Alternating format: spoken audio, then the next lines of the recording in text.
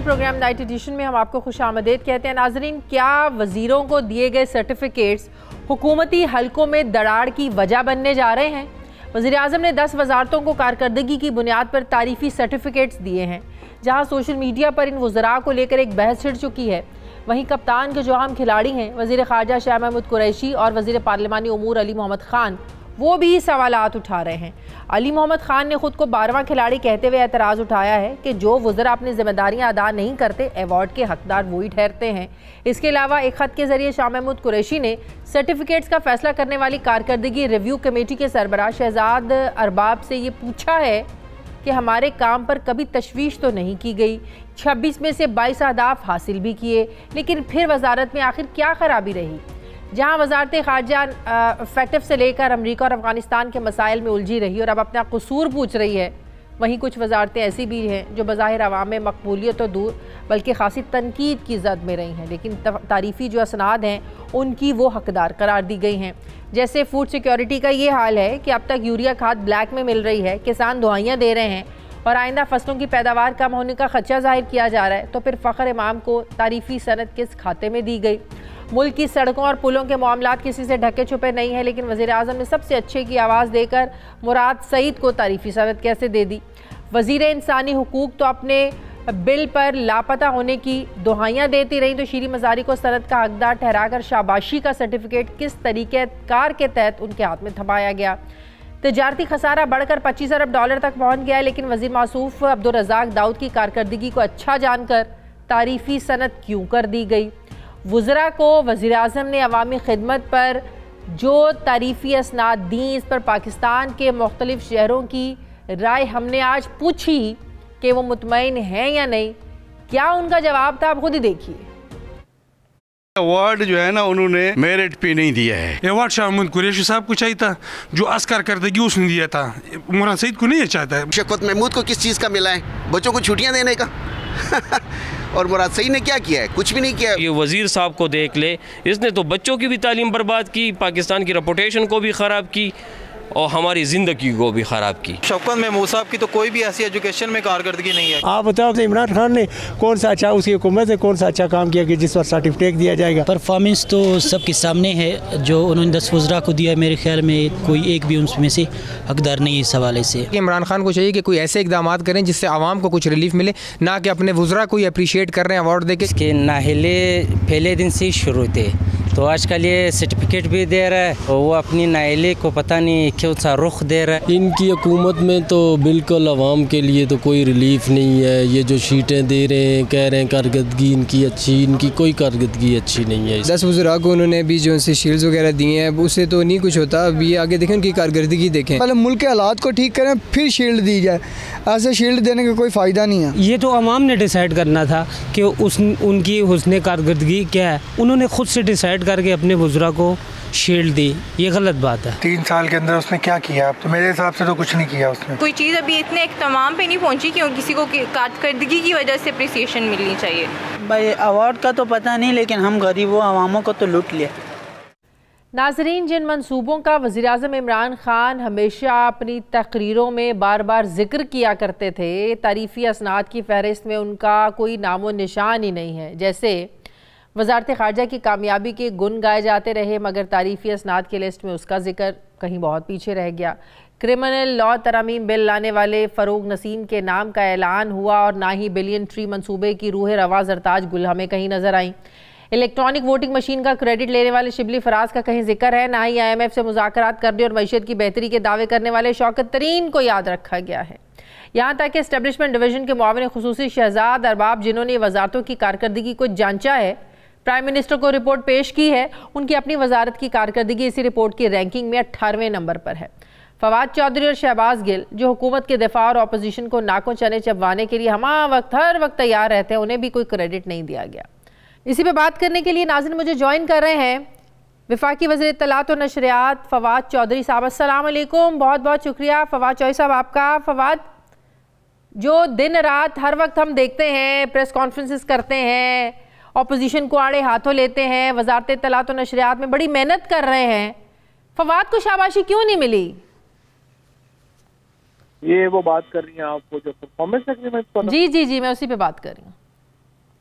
नहीं, वो एक्चुअली देखिए, पहली बात तो ये है कि मैं ये मानता हूँ कि जो इसमें कम्युनिकेशन है वो नहीं हो सकी, समझ नहीं आ सकी लोगों को कि ये क्राइटेरिया क्या था, कैसे बना, और पहले एक्चुअली ये समझाना चाहिए था और फिर इसको में कुछ चेंजेस भी चाहिए थी। एक्चुअली देखें, इसका क्राइटेरिया कुछ इस तरह बनाया था इन्होंने कि जुलाई में इन्होंने पूछा मिनिस्ट्रीज से कि आप इस साल क्या क्या प्रोजेक्ट जो हैं अपनी मिनिस्ट्रीज में कर रहे हैं। उसके बाद उसके अगेंस्ट जो पैसे रिलीज हुए, तो जो मेन क्राइटेरिया ये था कि जो प्रोजेक्ट्स हैं उनमें कितने पैसा जो है वो कंज्यूम हुआ है, कितना पैसा खर्च कर लिया गया है, और ये प्रोजेक्ट जो है वो कितनी तेजी से आगे बढ़े। सही। अब मतलब मेरी मिनिस्ट्री में जो इस वक्त हमारे 80% से ज्यादा है, लेकिन 2 प्रोजेक्ट्स जो है उनकी वजह से हमें नंबर कम मिले। वो 2 प्रोजेक्ट्स याद है। एक प्रोजेक्ट ये था कि आपने अफ्रीका में प्रेस कॉन्फ्रेंस दिखाने, जैसे बोत्सवाना है, घाना है, ये नामीबिया है। मैंने आके इस प्रोजेक्ट को रोक दिया। मैंने ये कहा कि नहीं, हमें इसमें प्रेस कॉन्फ्रेंस नहीं चाहिए, हमें इसमें हम कल्चरल कॉन्फ्रेंस बनाते हैं, क्योंकि अफ्रीका की ये प्रेस, नामीबिया वगैरह की प्रेस में हमारे लिए शायद इतनी इम्पोर्टेंस ना हो। अच्छा। अब वो पैसे क्योंकि नहीं खर्च हुए, तो वो पैसे वो मेरी जो पॉइंट्स हैं वो कम हो गए। अच्छा, जिन वजारतों को जुलाई में पैसे मिले, जिन्होंने खर्च कर लिया, पता नहीं वो सही खर्च हुए नहीं खर्च हुए, दैट्स अ डिफरेंट क्वेश्चन। मतलब कि उनको फिर वो क्राइटेरिया, ये था क्राइटेरिया। एग्जैक्टली, इस तरह था। इसी तरह से मसलन हमने ये कहा कि केबल जो है उसको हम डिजिटलाइज करेंगे। अब केबल डिजिटलाइज करने में एक तरीका ये था कि हम 4 करोड़ डिजिटल बॉक्सेस चाइना से इंपोर्ट करें। तो मैंने ये कहा कि नहीं, ये क्योंकि बहुत बड़ी तादाद है, तो हमें ये बाहर से इंपोर्ट हम ना करें, हम यहाँ फैक्ट्री चाइना से बात करें और यहाँ फैक्ट्री लगे और यहाँ पे वो मैन्युफैक्चर करें, ताकि हमें इतने डॉलर वहाँ पे ना देना पड़े। तो वो प्रोजेक्ट जो है वो इसमें वो डिले हो गया, लेकिन वो जो कागजों में वो हमारे पॉइंट्स कम हो गए। तो ये इस तरह का एक टेक्निकल असेसमेंट थी। इसका मतलब इम्तिहान ही सही नहीं था फवाद। हाँ, ठीक बात है। इसकी कम्युनिकेशन बहरहाल आई थिंक वो मेरी तो इस 3.5 सालों की कारकर्दगी नहीं थी। जुलाई से अब तक कितने महीने बनते हैं? 9 महीने बनते हैं। ये 9 महीनों की कारकर्दगी की बुनियाद पर हुआ ना, तो ये फेयर है? ये बेसिकली प्रोजेक्ट्स हैं उनके 9 महीने के। ऑपरेटली अब जो मीडिया में जिस तरीके से आया उसमें तो जाहिर अनफेयर ही लग रहा है, और वो तो उसमें एक्चुअली जो काफी जो, जैसा मैं आपको बता रहा हूँ कि पहले मीडिया में को कम्युनिकेट होना चाहिए था कि ये हो क्या रहा है, और उसके बाद मेरा ये ख्याल है कि ये 1 to 3 के बजाय ये अगर इस पे चला जाए कि 80% और 90% किसके हैं और 100% बजाय इसके क्या 1 to 3 करें। But I agree with you, apparently इसका वो एक अच्छा नहीं जाता। मैसेज ये लगता है कोई अपने अंदर ही कोई दुश्मन है जो पार्टी में दरारें डालने की कोशिश कर रहे हैं, और ऐसे टाइम पे जब 6 महीने बाद 4 महीने बाद आपका इलेक्शन ईयर शुरू होने वाला है और इतने अहम वज़रा को आप डीमोरलाइज कर रहे हैं। अली मोहम्मद खान नाराज हो गए हैं, कुरैशी साहब ने खत लिख दिया है, तो ये हौसला आप लोगों का बढ़ेगा या कम होगा? एक्चुअली देखिए, मैंने तो कंसीड भी किया और मैंने तो कहा कि नहीं, बिल्कुल सही ये था। तो फ्रैंकली ये मैथमेटिकल कैलकुलेशन थी, इसमें किसी का वो नहीं था, और जो उन्होंने जो एस्टेब्लिशमेंट वालों ने जो जारी किया था वो बिल्कुल सही किया। फ्रैंकली मुझे इसमें कोई प्रॉब्लम नहीं है। But again I would say कि जिस तरह से आपने अभी बात की है ना, जो कम्युनिकेशन है वो इतनी मिजरेबल हुई है कि उसमें एग्जैक्टली यही लग रहा है। वो शौकत तरीन साहब अपनी जगह नाराज है, शाह साहब अपनी जगह नाराज है, अली मोहम्मद अपनी जगह नाराज है, क्योंकि जो एक जर्नल एक्चुअली इवन मेरे हल्के के जो लोग हैं, अब हर बंदे को आप समझा सकते ये इस तरह है। फरूक नसीम साहब ने फवाद बड़ा काम किया है पिछले दिनों। आप देखें जब कवानीन में तरमीम, फिर वो क्रिमिनल लॉज, बहुत ज़्यादा उन्होंने काम किया है। फिर हम आपको भी देखते हैं, हमें तो कहा जाता था खारजा पॉलिसी में बड़ी कामयाबियां हैं, तो हमें कहा जा रहा है कि मईशत दुरुस्त समत में चल रही है। तो ये सारे वज़रा कहीं गायब, कहीं दूर दूर तक नजर नहीं आए इस लिस्ट में। इसलिए कि इसमें जैसे मैंने आपको बताया ना कि ये जो क्वालिटेटिव असेसमेंट उस तरह की नहीं थी। उस तरह तो फिर आप देखें ना, हमने पीटीवी को एक पूरे खसारे में था जब हमें मिला। इस साल हमने उसको 1 अरब रुपए से भी ज्यादा के प्रॉफिट में कर लिया। हमने 2 टेलीविजन अपने डिजिटलाइज कर दिए। तो वो सारे काम, लेकिन वो उसमें नहीं आए हैं। नहीं तो आप तो कम्युनिकेशन के ज़ाहिर है वजारत वज़ीर इत्तलात और नशरियात हैं, कोई पहले डिस्कशन नहीं हुई, कोई कम्युनिकेट नहीं किया गया। ज़ाहिर है जब इतनी बड़ी तकरीब होने जा रही थी तो आप लोगों ने पूछा तो होगा किस चीज़ की तकरीब है, आपको इन्फॉर्म नहीं किया गया। सबसे पहले इन्फॉर्मेशन आपके पास आती है तो आप सबके साथ शेयर करते हैं, ऐसा कुछ नहीं हुआ? नहीं, ये अनफॉर्चुनेटली मेरा ख्याल है वो मिस कर गए। कोई उन्होंने इसके ऊपर पहले कम्युनिकेशन की मीटिंग नहीं की, कोई चीज़ें उन्होंने उस तरह से तय नहीं की और जिसकी वजह से ये एक जो है वो एक काफी तो आप भी नाराज हैं अब बाकी वज़रा की तरह? मैं तो बिल्कुल नाराज नहीं हूँ। मैं तो कह रहा हूँ कि बड़ा जबरदस्त था, इसका एक्चुअली आइडिया भी बड़ा जबरदस्त है और ये तरीकाकार भी बड़ा जबरदस्त है, लेकिन जो इसमें एक दो अमेंडमेंट्स की जरूरत जरूर है, लेकिन ओवरऑल मेरा ख्याल है कि बड़ा अच्छा तरीका है। देखे ना, मैं कमिट करके आता हूँ इस साल मैं ये करूंगा, तो फिर अगले आप पीएम जो है उनका ये राइट है पूछना कि तुमने ये कहा था कि ये करेंगे तो कहाँ पहुंचे हो। I think this is really good way of I would say कि अपनी बताने का। तो जो टॉप 10 में है वो मेरिट पे है, आपको लगता है वो मेरिट है? ठीक है, देखो ना, जो मेरिट है ना वो ये, जैसे मैं आपसे पहले बात कर रहा हूँ कि मेरिट ये है कि उन्होंने कहा कि ये प्रोजेक्ट है और उस प्रोजेक्ट के अगेंस्ट जो है वो इतना हमने पैसे खर्च कर लिए हैं, ये प्रोजेक्ट इतने पे पहुंच गए हैं। तो जाहिर ये 2+2 है, इसमें कोई वो नहीं है कि इतनी उसमें किसी की डिस्ट्रेक्शन वगैरह उतनी नहीं है। अच्छा चलें, ये तो अब पार्टी में एक ज़ाहिर एक रिफ्ट भी नज़र आ रही है, नाराज़गी भी नज़र आ रही है। ऐसे मौके पे हमें ऑपोजिशन भी बहुत ज़्यादा गर्म नज़र आ रही है। पिछले हफ्ते में जो मेल मुलाकातें हुई, कोई ख़तरा कोई लग रहा है, कहीं से इशारे हो रहे हैं आपको लग रहा है ऑपोजिशन को? क्योंकि बाप ने तो फ़ौरन कह दिया है, आपने बाप के जो सियासी लीडर्स हैं उनकी आपने गुफ्तगू सुनी होगी, वो कहते हैं हमारे जो इशारे थे वो अब ख़त्म हो गए हैं। तो मतलब ये है कि ऑपोजिशन अगर खुलकर अब सामने आ रही है, कहीं से थपकी मिली है बकौल शेख रशीद साहब के जो सर उनके हाथ उनके सर पे था, कहीं अब ऑपोजिशन के सर पे तो नहीं आ गया फवाद? देखिए, ये बात यह है कि ये तो कोई भी जो अपोजिशन हो, गवर्नमेंट हो, वो अपनी पॉलिटिक्स में वो अब उन्होंने अपनी जगह रखनी होती है। ये जो सारी बातें कर रहे हैं, अभी भी कह रहे हैं हम तरीके से एतमाद लेके आएंगे, लेकिन आपने देखा ना कोई डेट है, ना सर है, ना पैर है, इन दिलों में वो जान नहीं है। आप मुझे बताएं कि क्या इस वक्त पाकिस्तान में कोई जी होश शख्स आसिफ जरदारी या नवाज शरीफ के खानदान को मुल्क में वापस इक़्तिदार में देखना चाहता है? Answer is no. ये जो पार्टीज हैं ये तो इस वक्त जो है वो रेलीगेट हो गई हैं चंद इजला के लिए। चंद इजला में इनका असर है, उसके बाद इनका असर भी कोई नहीं है। लिहाजा इनका जो इस वक्त जो सिचुएशन है ये तो सिर्फ अपने आप अपनी जान बचाने में हुई है, जान अपनी। लेकिन ये आप लोग कैसे कह सकते हैं कि अगर अवाम इन दोनों पार्टीज को नहीं देखना चाहती, तहरीक इंसाफ को कैसे देखना चाहती? ये आप लोग कैसे कह सकते हैं कि तहरीक इंसाफ को अवाम देखना चाहती है? तो हम तो इलेक्शन जीत के आए हैं ना, अभी भी 1100 1150 सीटों के ऊपर इलेक्शन होने हैं। आप देख लें कि पीपल्स पार्टी कितनी सीटों पर इलेक्शन उम्मीदवार खड़े कर सकती है और नून कितनों पर खड़े कर सकती है। एक सेंट्रल पंजाब के डिवीजनों तक है, दूसरी सिंध की चंद डिवीजनों तक है, ये तो उससे बाहर है ही नहीं।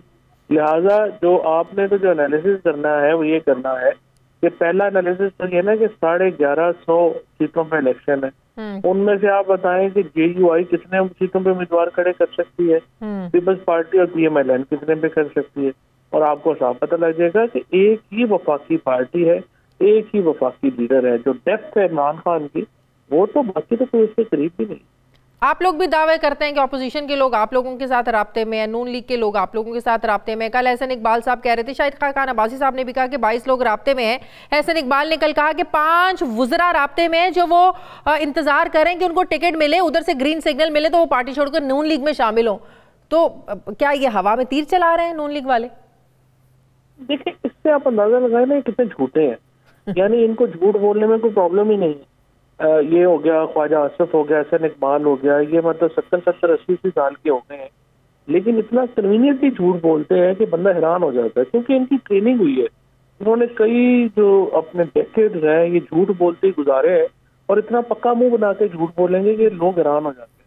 अब आप देखिए कि इनके साथ 22 लोग हों तो ये जो रोज जूते खा रहे हैं क्यों खाए? गलत में एतमाद ले, ये जाहिर है कि इनके साथ इनके अपने लोग भी जो है इनको कॉन्फिडेंस नहीं है कि वो इनके साथ है या नहीं है। ये एक्चुअली इस उम्र के हिस्से में आ गए हुए हैं कि ये लोग ऑलमोस्ट पागल हो चुके हैं इनका कोई जो है, इनकी तो मौजें लगी हुई थी। यहाँ मुझे बताइए, मुल्क का डिफेंस मिनिस्टर और फॉरेन मिनिस्टर है और दुबई से तनख्वाह ले रहा है। मुल्क का वज़ीर आज़म है और वो दुबई की कंपनी में जो है वो मुलाजम है।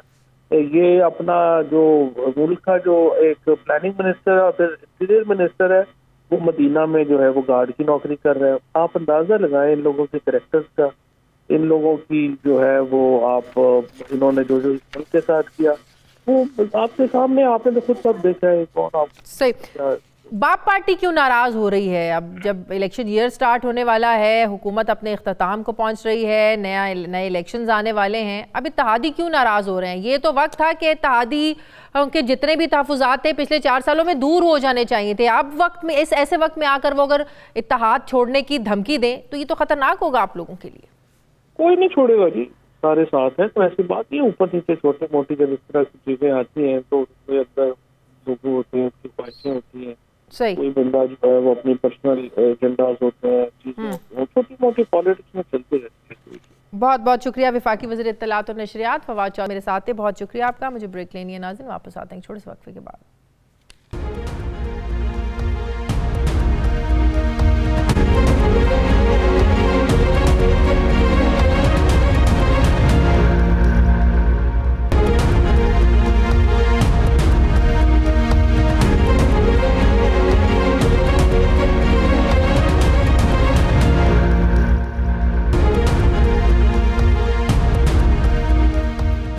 ब्रेक के बाद एक बार फिर से आपको खुशामदीद कहते हैं। सीनियर सहाफ़ी तज्ज़ियाकार मज़हर अब्बास साहब मुझे ज्वाइन कर रहे हैं। अस्सलाम वालेकुम, बहुत बहुत शुक्रिया मज़हर अब्बास साहब आपका।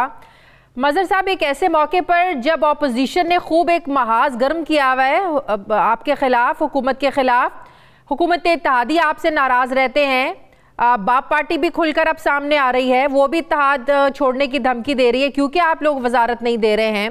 फिर हुकूमती बेंचेस के अंदर खुद से एक रिफ्ट हमें नज़र आती है, बहुत से लोग खुलकर सामने आए, नूर आलम खान इसकी मिसाल है, कुछ और लोग हमने माजी में देखा इनके खिलाफ खुलकर सामने आए। ऐसे में वुज़रा की कारकर्दगी को जांचते हुए सर्टिफिकेट्स देना, और उन वुज़रा को सर्टिफिकेट्स हमने देखे मिले जिनका अवामी खिदमत में कोई रोल नज़र नहीं आता है, मेरिट पर बड़े सवालात हम नहीं उठा रहे, पार्टी के अंदर अपने लोग उठा रहे हैं। शाह महमूद कुरैशी साहब ने एक बड़ा ख़त लिख दिया है कि क्या म्यार है। तो ये दुरुस्त फैसला था ऐसे मौके पर प्राइम मिनिस्टर का ये कि जो है ना सर्टिफिकेट्स तकसीम किए जाएं? नहीं, मेरा नहीं ख्याल कि दुरुस्त फैसला था। उसकी वजह ये चीज़ें इंटरनल होती हैं। आप सारी कैबिनेट की मीटिंग करते, उसकी बिल्कुल आप स्ट्रिक्टली कर देते कि कोई बाहर चीज़ें नहीं जाएं, और फिर जिनकी कारकर्दगी अच्छी थी उनकी कारकर्दगी बताते, आप जिनकी कारकर्दगी से आप मुतमईन नहीं थे उनको बताते, जिनकी कारकर्दगी बिल्कुल ख़राब रही है उन्हें तब्दील कर देते, और उसके बाद कोई भी एक, चाहे वज़ीर आज़म या कोई भी उनका स्पोक्समैन आके जो है वो तफसील बताता। यानी अब आप एक तकरीब कर रहे हैं, आपके कोई 50 से ज़्यादा वज़रा और मुशीर हैं, और उसमें से आप 10 लोगों को पिक करेंगे तो बाकी लोग क्या फ़ील करेंगे? यानी ख़ास तौर पे वो लोग जो ये समझते हैं कि हमारी वज़ारत ने शायद किसी की वज़ारत से ज़्यादा काम किया है। तो मेरा ख्याल है कि ये इमरान खान ने तकरीबन वही गलती की है जो उन्होंने 2013 में पार्टी इलेक्शंस करा दिए थे, जनरल इलेक्शन से पहले, और उसमें ज़ाहिर ग्रुपिंग सामने आ गई थी। अब ज़ाहिर शाह महमूद कुरैशी साहब ने जब सवालात उठाए, देखिए आपने ये कहा कि ये 10 वज़रा को हमने 1 2 3 4 5 6 7 8 9 10, आप बताते कि जी इनको नंबर 1 मैं क्यों दे रहा हूँ, या ज्यूरी जो भी आपने बनाई थी वो क्यों दे रही है, ये उनकी कारकर्दगी है, उन्होंने इतना फ़ायदा पहुंचाया है, इतना नुकसान हुआ है, ये उन्होंने चीज़ों को रिकवर किया है, इनको मैं नंबर 2 दे रहा हूं। उनकी ये कि आप जब किसी को सर्टिफिकेट देते हैं ना तो आप साइटेशन पढ़ते हैं, और साइटेशन पढ़ के बताते हैं कि किस वजह से आपने दी है। तो जाहिर है दूसरे जो वज़रा हैं वो फिर ये फील करेंगे, अगर हमें तो पता था ईवीएम पर ये हुकूमत बड़ी खुश थी, ईवीएम पर फवाद चौधरी साहब ने काम किया, फिर बाद में अब शिबली फराज साहब उस पर काम कर रहे हैं। ये हुकूमत तो बिल्कुल इस बात पर बज़िद है, बल्कि ये 2023 के इंतखाबात करवाने की पूरी मनसूबाबंदी प्लान कर चुकी है ईवीएम के जरिए करवाने पर। फिर आप लोग अपनी खारजा पॉलिसी को लेकर, ये हुकूमत बहुत ज़्यादा पूरा एतमाद थी कि हम खारजा पॉलिसी के मैदान में बड़ी कामयाबी हमारी, तो ये वजीर हमें कहीं नजर नहीं आए, ना शिबली फराज कहीं नजर आए, ना फवाद चौधरी नजर आए, वजीर दिफा हमारे कहाँ पे गए, फिर शाह महमूद कुरैशी हमारे कहाँ पर गए। तो मेरिट का म्यार आपको कोई नजर आया? नहीं, हमें तो यही समझ, मतलब मैं तो ये समझना चाह रहा हूं कि किसकी कारकर्दगी, आप कोई तफसील तो बताएं ना कि इसकी कारकर्दगी अच्छी थी दूसरों के मुकाबले। आप जैसे वजीर दाखिला हैं, तो वजीर दाखिला तो जो TLP के साथ मुज़ाकरात थे, उन्होंने तो इनसे बात करने से इनकार कर दिया था। हाँ। तो आपने उनको वो दे दिया है। तो और बहुत सी चीज़ें, सवालात उठ सकते हैं। किसी को अप्रिशिएट करना कोई बुरी बात नहीं है कि आप ये कहते कि हाँ ये इन्होंने बहुत अच्छा काम किया है, लेकिन अंदर करते हैं। आपका मतलब है ये तकरीब के जरिए पूरी आवाम के सामने खोल के रख देना, तो जाहिर है जो बाकी वुज़रा टॉप 10 में नहीं आए, ज़ाहिर है इंसान शर्मिंदगी भी महसूस करता है। जिस तरह स्टूडेंट्स नहीं होते, जो कोई फर्स्ट आ गया, सेकंड आ गया, थर्ड आ गया, जो फेल हो जाते हैं तो फेल होने वाला हिसाब है ना। कुछ लोग तो टॉप 20 में भी नहीं आए, तो वो तो बिल्कुल ही फेल होने वाला हिसाब है, तो वो तो शर्मिंदगी का बायस है। अच्छा, जो बिल्कुल फेल हुए, अच्छा इंटरनल मैं क्यों कह रहा हूँ कि पहले आप इंटरनल करते, सबको बताते कि इनकी कारकर्दगी जो है वो फलां से बेहतर है। जिस वजीर को आप उस 10 में नहीं शामिल करना चाहते थे उनको भी बताते कि मैंने या ज्यूरी ने आपको क्यों नहीं शामिल किया। फिर उनको क्राइटेरियन, जब आपने ज्यूरी बनाई थी तो क्राइटेरियन कोई बताते। जब इंटरनली लोगों को मुतमईन कर लेते आप, फिर भले आप सर्टिफिकेट देते, ऐलान करते, सर्टिफिकेट देते, लेकिन अचानक आपने जो चीज़ें की हैं उससे खुद और किसी को कोई नहीं हुआ, लेकिन खुद गवर्नमेंट के अंदर एक रिफ्ट सी आ गई है। गवर्नमेंट के अंदर अब जिन्होंने ज्यादा काम किया होगा और उनको नहीं मिला, तो उनके अंदर डिमोरलाइजेशन आई होगी। उनके अंदर फिर वो ये सोचेंगे कि हाँ यार इसके लिए मुझे किसको मुतमईन करना है। तो ये जो डिमोरलाइजेशन है मजहर अब्बास साहब, आइंदा आने वाले जो 1.5 साल रह गया है इस हुकूमत का, ये डिमोरलाइजेशन के जो असरात हैं क्या ये नजर आएंगे?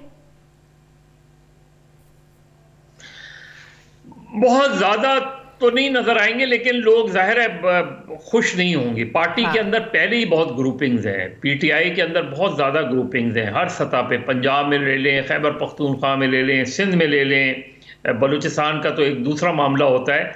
लेकिन आपकी अब पार्टी देखें, सारी पार्टी तहलील हो गई पूरे पाकिस्तान में। आपने चंद ऑर्गेनाइजर्स बना दिए हैं, अब लोग जो है उनके पीछे जा रहे हैं। तो PTI का जो बहुत ज़्यादा नुकसान हुआ है वो PTI की वजह से हुआ है। PTI को मेरा ख्याल है तंजीम भी जिस तरह तहलील की गया। खैबर पख्तूनख्वा में आप पहला फेज हारे, तो वहां की तंजीम अगर तहलील हो तो समझ में आता है। उसकी बुनियाद पे आपने पूरे पाकिस्तान की तंजीमें तहलील कर दी। तो मेरा ख्याल है कि PTI जो है वो ऑर्गेनाइजेशनली अपने आप को सही मानों में गैदर नहीं कर पा रही, सही मानों में ऑर्गेनाइज नहीं कर पा रही। याद है आपको एक शख्स जो आप मुझे कह सकें कि नहीं ये काम था इस पे? देखिए, मैं किसी को सिंगल आउट नहीं करूंगा, किसी को कि किसने काम किया है, क्योंकि हो सकता है कि मेरे पास भी वो तफसीलात नहीं हो, मुमकिन है उन्होंने बहुत अच्छा काम किया हो। लेकिन मैं जानना चाहता हूं कि इन 10 वज़रा ने बाकी वज़रा के मुकाबले में ज़्यादा अच्छा काम किया है, और बाकी वज़रा को जब आपने इंक्लूड नहीं किया तो उसकी क्या वजूहात थी। मैं जानना चाहता हूं कि वो क्या क्राइटेरियन था कि जिसकी बुनियाद पे ये 10 लोग सेलेक्ट किए गए। तो ये जो चीजें हैं, एक आम आदमी, क्योंकि आपने आम आदमी के सामने रखे ना इन 10 लोगों को कि जी ये मेरे 10 बेहतरीन लोग हैं। तो अब उन 10 लोगों को लोग जानना चाहते हैं ना यार कि अगर आपने रज़ाक दाऊद साहब को रखा है तो आपने क्यों रखा है, खुसरो बख्तियार साहब को रखा है तो उन्होंने कारनामा अंजाम दिया है, फ़खर इमाम साहब को रखा है तो उन्होंने क्या कारनामा अंजाम दिया है, ताकि लोग कंपेयर कर सकें कि भाई अली मोहम्मद खान ने भी पार्लियामेंट में इकट्ठा करने के लिए बहुत काम किया और लोगों ने भी। लेकिन खुलकर 2 लोग सामने आए, अली मोहम्मद खान साहब और शाह महमूद कुरैशी साहब, इन्होंने वाकई दिल पे ले लिया है।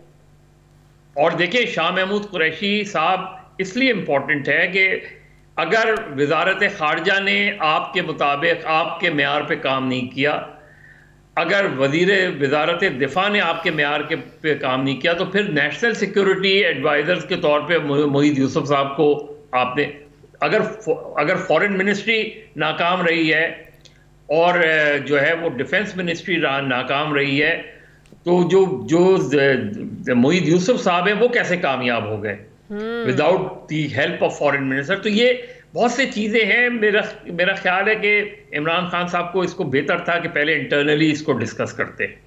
बिल्कुल सही। अच्छा, जो ऑपोजिशन की हलचल है, इसको आपको क्या इंडिकेशन लग रही है? अदम एतमाद की मजबूती आपको लग रही है, कामयाबी नज़र आ रही है, या सिर्फ ये एक धमकियाँ? क्योंकि आज जब मैं ये देख रही थी कि कौमी असम्बली में एक करारदाद जमा कराई जाएगी जिसमें ये कहा जा रहा है कि जब तक शहबाज शरीफ के मनी लॉन्ड्रिंग केसेस का फैसला नहीं हो जाता हम तकरीर नहीं करने देंगे, भरपूर हम एहतजाज करेंगे। तो ये हमें लग रहा है कि हुकूमत को कोई खौफ है शहबाज शरीफ से, अब उनको बात करने से भी रोक रहे हैं। तो ये जो पिछले दिनों में, पिछले हफ्ते में मिलना मिलाना हुआ है, ऑपोजिशन की बैठकें हुई हैं, ये क्या इंडिकेशन है? हुकूमत के खिलाफ कोई आपको लग रहा है कोई ताकतें मजबूत हो रही हैं? देखिए शादिया, अगर ऑपोजिशन जो है वो इस तरह की एक्सरसाइज कर भी रही है तो मेरे ख्याल में ऑपोजिशन को फ़ायदा नहीं होगा। उसकी बड़ी वजह यह है कि अब इलेक्शंस में रह गए हैं 1.5 साल। यही साल आप समझ लें कि इलेक्शन आप जो भी हुकूमत ने करना है करे।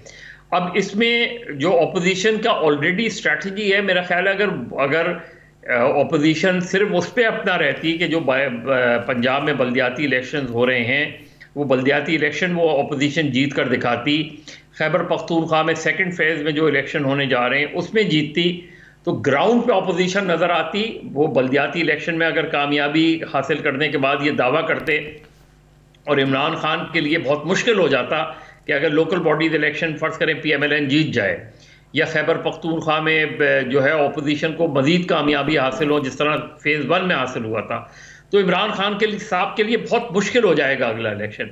लेकिन अगर अदम एतमाद की तहरीक लाते हैं और अदम एतमाद की तहरीक नाकाम हो जाती है तो अपोजिशन को बहुत बड़ा सेटबैक होगा।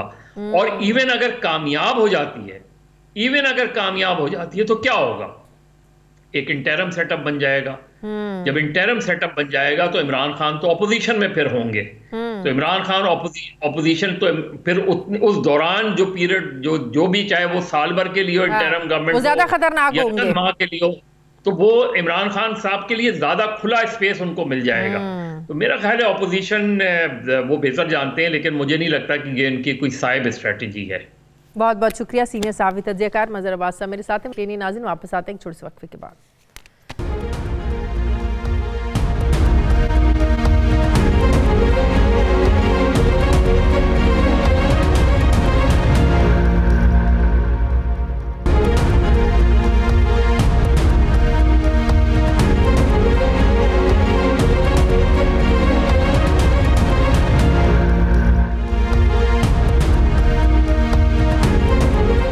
ब्रेक के बाद एक बार फिर से आपको खुशामदीद कहते हैं। नाजरीन, क्रिकेट के PSL की तरह सियासत का PSL भी आवाम की नज़रों का मरकज़ बना हुआ है। हुकूमती बैट्समैन अभी पिच पर खड़े हैं और ऑपोजिशन की जो फास्ट बॉलर्स हैं ये मैदान में उतर चुके हैं। महसूस ऐसे होता है कि एम्पायर्स भी न्यूट्रल हैं। शहबाज शरीफ जो है ये अटैकिंग बाउलर होते हुए डिलीवरी पे डिलीवरी मार रहे हैं और जिस तरह हुकूमती बल्लेबाज खेलने की कोशिश करते हैं वहाँ इत्तेहादियों की हमें फील्डिंग नज़र आती है। कुछ खिलाड़ियों के मैच फिक्सिंग की कहानियाँ भी बहुत ज़्यादा सामने आ रही हैं। हुकूमती टीम चूंकि ये दावा कर रही है कि ऑपोजिशन के खिलाड़ी फिक्सिंग के लिए तैयार हैं, जबकि ऑपोजिशन भी ये दावा कर रही है कि हुकूमत के जो खिलाड़ी हैं वो भी मैच फिक्सिंग के लिए तैयार हैं, लेकिन अभी ओवर्स भी बहुत बाकी हैं और कोई बड़ी विकेट भी नहीं गिरी है।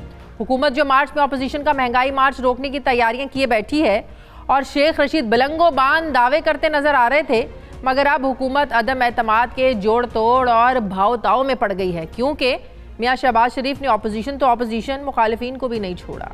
मुस्लिम लीग काफ के चौधरियों को फ़ोन करके फासले कम तो किए तो कहीं MQM के वफ्द को बुलाकर अपनी कहानी को सेट करने की कोशिश की। इस बार तो वो लंबे बूट पहने बगैर ही सियासी दरिया हमें अबूर करते हुए नजर आ रहे हैं। मरीम नवाज ये दावा करती हैं कि हुकूमत की जो कश्ती है ये डूबने वाली है और तहरीक अदम एतमाद लाने के लिए हम बिल्कुल तैयार हैं। साथ ही एहसन इकबाल ये कहते हैं कि हुकूमत के जो 5 वज़रा हैं ये हमसे टिकट लेने के लिए तैयार खड़े हैं। इमरान खान साहब की नाकामी का बोझ लेकर उनके इत्तेहादी मैदान में नहीं जाएंगे, उनके MNAs नहीं उतर सकते, उनके MPAs नहीं उतर सकते। आजकल वो जितनी भी तकारीर करते हैं वो सारी अपनी डूबती कश्ती को बचाने की चीखें। अब नून लीग की रहनुमा बोलें और शहबाज गिल साहब ना बोलें, ये तो बहुत ही कम होता है। शहबाज गिल ये कहते हैं कि नून लीग के 24 लोग हमारे साथ हैं, वो बज़ाहिर तो उनके साथ होंगे मगर वोट वहीं डालते हैं जहाँ डालना होता है, जैसा कि सेनेट में हुआ। क्या कहा शहबाज गिल ने, ये भी देखिए। हर रोज कहते हैं कि हुकूमत के फलां बंदे से हमारा राब्ता है, आप मैदान में आइए। अभी ये फरवरी भी आ रहा है और मार्च भी आ रहा है, आपको हम दिखाएंगे कि कहां कहां कौन कौन किस किस की टिकट लेता है। तकरीबन 24 लोग हैं जो आपसे बहुत तंग हैं। उनमें से 2 लोगों ने आपकी पिछली मीटिंग में ये कहा इस्तीफे देने को तैयार हैं, लेकिन नवाज शरीफ साहब जो भगौड़े बने हुए हैं वो वापस आए। नाज़रीन, पाकिस्तान पीपल्स पार्टी नून लीग से मिलने के बाद काफ लीग के साथ राब्ते में है, जबकि नून लीग जहांगीर तरीन ग्रुप के साथ राब्ते में है। गुज़श्ता दिनों MQM से मौलाना फजलुर रहमान ने मुलाकात की और बाद में ANP भी MQM के रहनुमाओं से हमें गपशप करती हुई नजर आई, जबकि इत्तेहादियों में काफ लीग और MQM के रहनुमाओं के दरमियान भी मुलाकात हुई। इस मुलाकात के बाद जो मुल्की सियासी जोड़ तोड़ की सियासत है, ये इस पर मुस्लिम लीग काफ के सरबराह परवेज़ इलाही ने कहा कि किचन में सामान इकट्ठा किया जा रहा है। देखें क्या पकता है। क्या कहा परवेज़ इलाही साहब ने, ज़रा देखिए। देखें जी, अवाम की तरफ तो हर वक्त ध्यान रहता है, तो इसीलिए तो जो कोई गलत काम आता है तो हम एजिटेट करते हैं और मिल के एक आवाज़ बुलंद करते हैं। अपोजिशन जो कर रही है ना वो जवाब देंगे, लेकिन वो अभी कोई सामने खदोखाल आ जाए। अभी तो बर्ची खाने में सामान इकट्ठा हो रहा है।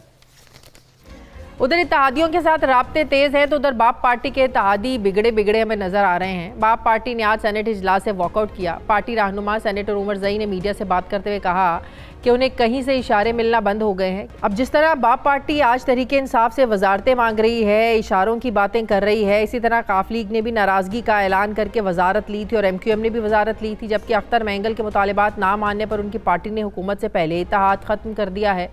नाज़रीन, कुछ इख्तलाफात पार्टी के अंदर भी सर उठा चुके हैं, जिन्हें अब अगर बरवक्त ख़त्म ना किया गया तो ये यकीनन ख़तरनाक साबित हो सकते हैं, क्योंकि जोड़ तोड़ का तोड़ थोड़ा नाजुक होता है।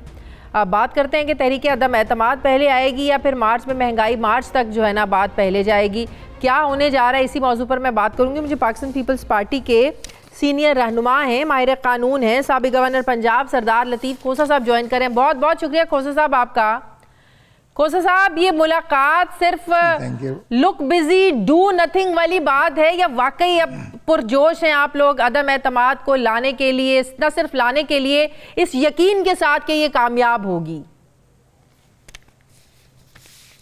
पहले तो मैं आपको खराज तहसीन पेश करता हूं कि जिस आपने जो क्रिकेट की जबान में जिस तरह से आपने इंट्रो में अपना ये मौजूदा वाक़यात की आपने तर्जमानी की, बहुत खूबसूरत थी। और दूसरी बात ये है कि जहां तक ताल्लुक है, देखिए इस वक्त अब 3.25 साल हो चले हुकूमत के, जितनी इस वक्त महंगाई, बेरोजगारी और जितनी जो है एक पाकिस्तान की जिल्लत और रुसवाई में धकेल दिया गया है, पाकिस्तान की गैरत और हमीयत को भी जो है वो रोल दिया है, और जिस तरह से हमें जो है ब्लैकमेल किया जा रहा है IMF के या उनके ताबे कर दिया गया है, ये मैं समझता हूं कि अब कोई भी ऑपोजिशन की या एलाइज जितने भी गवर्नमेंट के हैं या हुकूमत के अपने जो इलेक्टेबल्स हैं, जिन्होंने कॉन्स्टिट्यूंसी पॉलिटिक्स करनी है, जिन्होंने अवाम के पास जाना है अनकरीब, क्योंकि अगले आप देखें 6 महीने में तो वैसे ही जनरल यानी कैंपेन शुरू हो जाएगी जनरल इलेक्शन की तरफ। तो ये यकीनी बात है कि जी बिल्कुल शुरू हो जाएगा। अब इसलिए वो लोग ये गवारा कर ही नहीं सकते हैं कि वो हल्के में जाएं, इलाके में जाएं, PTI वाले और लोग उनको बल्ले मारें।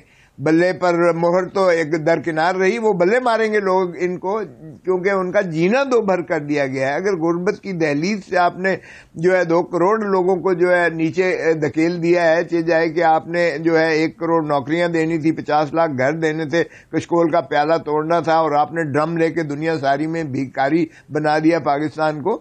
आप अपने जरा कॉल ऑफ फेल में ताजाद तो देखिएगा, जरा जाने तो दें। मोहतरम इमरान खान साहब कहते हैं 18 तारीख को जलसा करूंगा, जरा जाएं तो सही, लोग इनसे पूछेंगे और जो कुछ इनका हाल होने वाला है आप देखेंगे। तो जल्सा करने में माहिर है PM साहब, बड़े जलसे करने में वैसे प्राइम मिनिस्टर का कोई सानी नहीं है।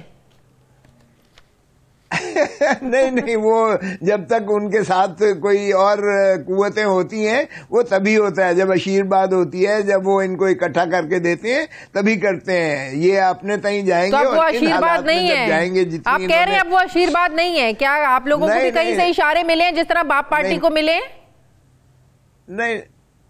नहीं, इशारों वाली बात नहीं है। देखिए वो भी मैं समझता हूँ पाकिस्तान की अफवाज पाकिस्तान दुनिया की बेहतरीन है, हमारी भी उतनी ही है जितना बाकियों का हक है, इसलिए हम उनको गैर मुतनाज़ा रखना चाहते हैं। जो हो गया सो हो गया, अंपायर की उंगली उठनी थी, इमरान खान जो कहते रहे सिलेक्टेड हुए, हम उससे भी। लेकिन देखें अब क्यों कर वो अपने ऊपर ये तमाम तर ये लेंगे कि इस मुल्क की बदहाली की जिम्मेवारी वो अपने सर क्यों लेंगे। एक नाअहल जो है हुक्मरान हुकूमत आई जिनकी टीम जो थी, आज यानी अंदाजा करें कि अगर मुराद सईद को नंबर 1 का तमगा मिल जाता है काबीना में, तो फिर आप अंदाजा कर लीजिएगा कि वो कितनी जबरदस्त काबीना है इमरान खान साहब की, जिसका मुराद सईद जो है हुकूमत के अगर पांव उखड़ेंगे तो अपनी कारकर्दगी की वजह से उखड़ेंगे। अब आप लोग जरा अपनी बताएं, कभी आप लोग मैं बता जी सवाल सुन लें, कभी आप लोग एक दूसरे पर एतमाद करते हैं, नून लीग पाकिस्तान पीपल्स पार्टी, कभी बगलगीर होते हैं,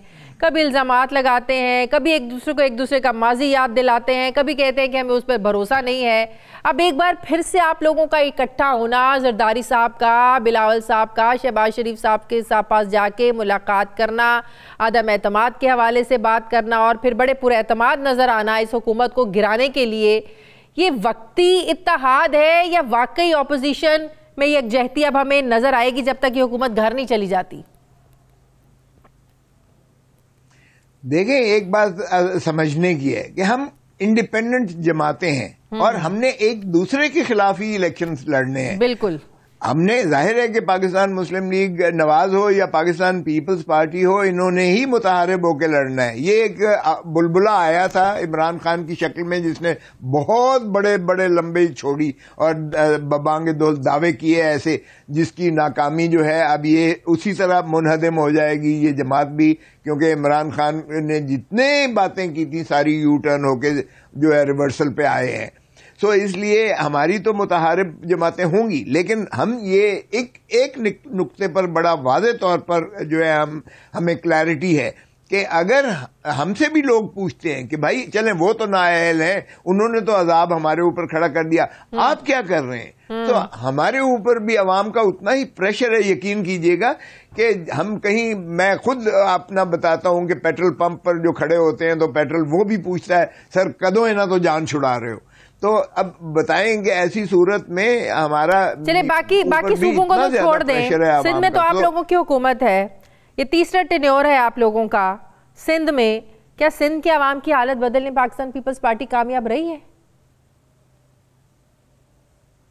देखिए ये जो आप देखें जरा, फिर एक तो ये है कि जो हमारे सिंध के महासल थे जो वफाक ने देना थे एड्स, वो उसमें NFC अवार्ड के तहत वो नहीं दिए, नंबर 1। नंबर 2, आप अगर पानी की तकसीम को भी देखें तो वो भी इन्होंने नहीं किया। नंबर 3, गैस और बिजली जो कि उनकी वफाक की डोमेन में है, वफाक की डोमेन में उससे भी हमें स्टाफ किया गया।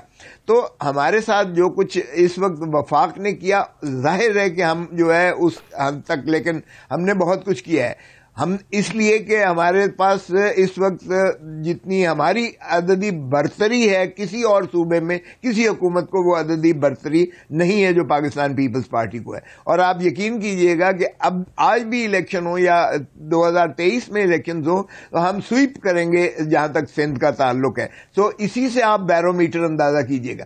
उसके बरक्स आप देखें पीटीआई के जो बल्दियाती इलेक्शन KPK में हुए हैं, उसमें पीटीआई को एक तहसील, एक जिले की भी निजामत नहीं मिली है, चेयरमैनी नहीं मिली है। तो अदम एतमाद लाने के लिए, जी अदम एतमाद लाने के लिए क्या ऑपोजिशन नंबर्स पूरे कर सकती है? क्या इत्तेहादी आपके साथ मिलने को तैयार है? मौलाना साहब के और शहबाज शरीफ साहब की भी आज शाम में मुलाकात हुई, बाद में प्रेस कॉन्फ्रेंस की उन्होंने कहा था एतमाद हम पूरी प्लानिंग के साथ लेकर आएंगे, इत्तेहादियों के साथ भी हम राब्ते में हैं। तो क्या आप लोगों का जो अदम एतमाद है ये पहले होगा या जो 23 मार्च का लॉन्ग मार्च है, महंगाई मार्च है, ये उसके बाद होगा? क्या प्लानिंग क्या है आप लोगों की? देखें 23 मार्च से तो पहले होगा, लेकिन 27 फरवरी को हम भी लॉन्ग मार्च कर रहे हैं। एक बात मैं अर्ज करता चलूं कि ये PDM ने हमारी बात अगर पहले मानी होती, यकीन करें कि हमने पंजाब से शुरुआत करना थी और उस वक्त हमारे पास अददी बरतरी थी, यकीन करें हमारे पास जो है उस वक्त तरीन साहब का जो फैक्टर था 38 मेंबर्स वो थे। उस वक्त जो है PML काफ के साथ भी राब्ते हो चुके थे और अगर पंजाब में नंबर पूरे थे आप लोगों के, हमारी बात मानती बुज़दार साहब को घर भेजने के लिए। जी बिल्कुल, अगर उस वक्त पंजाब से अगर शुरुआत करते तो हम मरकज में आसानी से पहुंच सकते थे। लेकिन बावजूद, मैं कोई इसमें नहीं जाना चाहता क्योंकि अब हम दोबारा एक तहरीक चलने जा रहे हैं। शायद उनको बुज़दार सूट करता था क्योंकि बुज़दार का और मुआवजना जब शहबाज शरीफ के साथ होता है, शहबाज शरीफ साहब के साथ बुज़दार साहब का, तो वो उनको एक एडवांटेज मिलता है, बहुत ज्यादा एडवांटेज मिलता है। शायद वो उसको चाहते थे कि ये तवातर रहे। क्यों?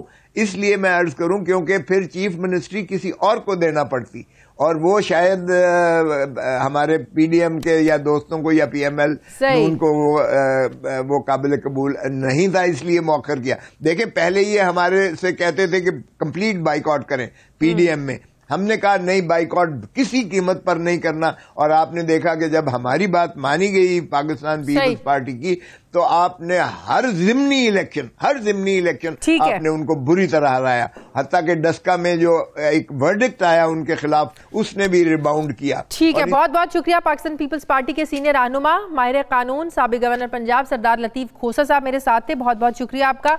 नाज़रीन, हमारे प्रोग्राम का वक्त खत्म हो गया। फीडबैक जरूर दीजिएगा, अपना ख्याल रखिएगा। मुझे इजाजत दीजिए, अल्लाह हाफिज।